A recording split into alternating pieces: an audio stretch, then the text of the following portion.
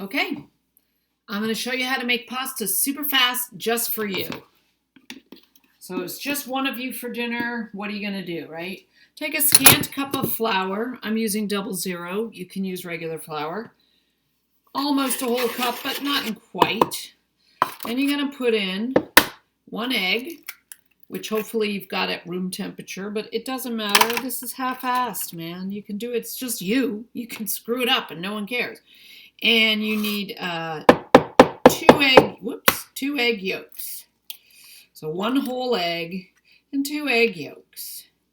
And you might need a little water if it's dry. It really depends on what flour you're using. It depends on your humidity in your house. Sometimes you might even want to add a whole extra egg yolk if you feel like it's just too dry, or just a little bit, like I said, warm water, nothing hot, but just warm. That can help. A little olive oil can also saturate. So I've got 1 egg and 2 egg yolks. Get that off my hands.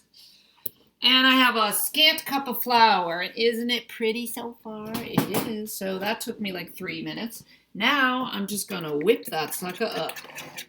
Whip up! I'll be whipping it. Whip it good. So I'm just trying to incorporate, first I want to, my goal is to get the eggs all mixed up first. And of course you could do this in a separate bowl. Some people do that. I just like this method in a bowl. It's what I use when I teach people to make pasta. The flour doesn't go everywhere. You're not going to lose it. It's not going to leak out. And it's kind of a good little cheating method. Use a bowl, man. It's easy. It's just you. This is pasta for one. So blippity blue, I'm getting a nice crema, and I'm going to start sort of loosely incorporating more and more flour as I go. I don't want to do it all at once. It's not like cookie dough, because you never know how you might need to add more or less. So I'm going to now start kind of cutting in because it's gotten too thick to really stir. So I'm cutting in the flour with my fork. You can see, and you can do this with your fingers. I'm just fastidious and I don't like to get my fingers dirty. I know I shouldn't be a chef because I can't do that. I'm a Capricorn. What can I say? I'm a fiery redhead. Okay, so you want to get that going in, and now I've got enough. I can kind of make it a ball, so I'm going to do that. Get rid of the fork.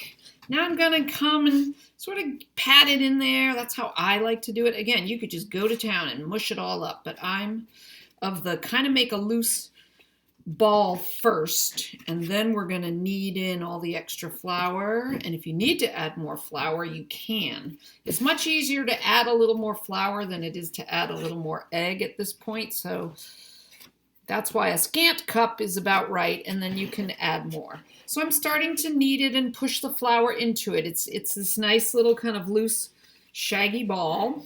Very forgiving. You can't really screw it up. And I'm just kind of pushing with the ball of my hand, and I'm pushing it into the middle. I'm not doubling it over. I'm sort of taking the edge and pushing it into the middle, and I turn it, and I push it into the middle, kind of like you're making a bialy shape. Like you're kind of working your way around in a circle. Push it in, push it in, push it in. And I'm incorporating more flour loosely as I go. I might need some more, but I might not. And it also depends on the size of your eggs. If you've got big, jumbo, fabulous eggs, you may not need, you may need to add more flour because you're just going to have too much liquid. It's all about saturation of the dry stuff with the wet stuff.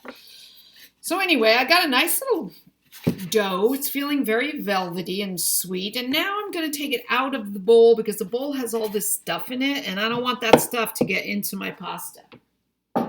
So now I'm on a cutting board.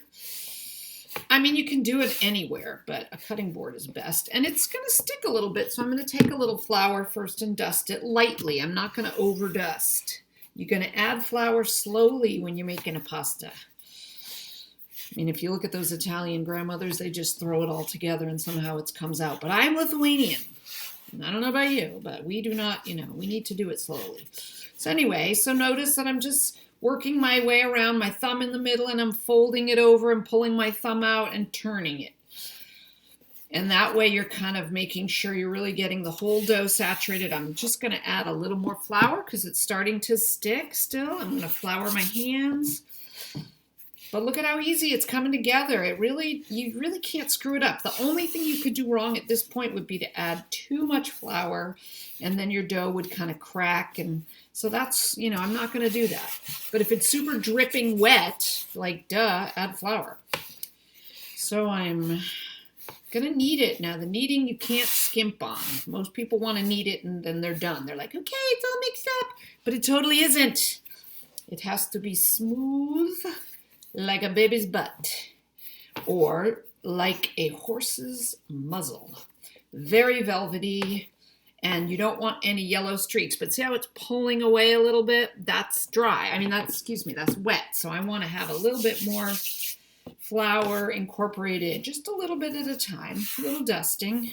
I want to make sure I'm not getting any dry crumbles in there, though. I'm sort of trying to sweep away all the any little dry particles that will cut your dough when you roll it out, they'll rip it. But look at this, it's coming together, people. I'm turning it and I'm pushing it hard. I'm not being gentle with it. I mean, you don't want to squeeze it until it, gets really thin, but you don't have to be careful. This is not a pastry dough that you have to worry about the heat of your hand because it's got butter. This has no butter. Just an egg or two and some flour. So look at that. It is coming together, but my hand's still sticking a little bit, so maybe a little bit more flour. Boom, booyah, here we go. This is going to make the most unbelievable pasta for one that you've ever seen. It's so good. And if you're by yourself, I think you should celebrate these evenings. Get yourself a really good magazine or a really good movie. Get a beautiful bottle of Côte du Rhône, or no, what you really want is a bandol. But it depends on your taste. I like a nice bandol. And then you're going to have this beautiful plate of noodles, you'll see when you're done. And they'll be bright yellow because of those beautiful yolks. And again, the better your eggs, the better your pasta. And we're kneading it so much because we want it to be supple. We're breaking down those glutens, and the more you knead it and get it to be really uniform, more, the texture of the noodle in your mouth is going to be amazing. So I'm adding a little more flour as I go. It's really coming together now, but you want to keep kneading it until it's all yellow and does not stick. See how this still has white? Because I haven't incorporated all the flour yet. So I'm still working on it, but this is what you need to do, man. Put on some Italian music. Celebrate your solo evening. Thank God you don't have any bratty kids running around. You don't have a husband bugging you, telling you what to do. You don't have your mother-in-law. You don't have anybody bugging you. You got no dog asking you to take him out. It's just you and the wine and the music. And it's very hypnotic when you do this. It's almost like yoga. It is really coming together now, but it just needs that final. I can feel it. It's not sticking nearly as much. Still a little bit, but that's okay. Hardly at all. It's not cracking. It's just velvety. Looking so good. Okay, so we've been kneading this for a few minutes. I don't know how many, but if you're by yourself, do it. You can either play this video and do it with me, or set the timer to like six minutes. It sounds like not a lot, but when you're doing it, it's a lot longer than you think. But it is in the constant kneading that you're going to get the greatest noodles. And it's already like so beautiful. This dough is so... yeah, it's good. Okay, so we're about done with the dough. So now you want to take it and you want to cover it with, now my place is pretty humid, so I've got a little bowl that's just a little bit bigger than the dough. You don't want a big bowl because then the air gets all around it. I'm just going to just cover it up, boom, like that. Or you can wrap it in a little bag. You can use a cereal bag. The little wax Rice Krispies bag that you've rinsed out works great, and I just keep reusing this. boom, you can sit it like that and just let it sit for half an hour. And then we'll roll out. You'll see, it's going to be amazing.